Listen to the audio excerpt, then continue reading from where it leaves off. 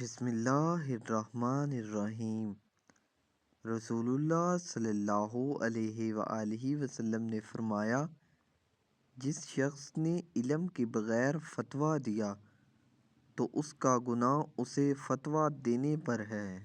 رسول اللہ صلی اللہ علیہ وآلہ وسلم نے فرمایا، جو شخص ایسا علم جس کے ذریعے اللہ کی رضامندی حاصل کی جاتی ہے محض دنیا کا مال و متاع حاصل کرنے کے لیے سیکھتا ہے تو وہ روز قیامت جنت کی خوشبو نہیں پائے گا۔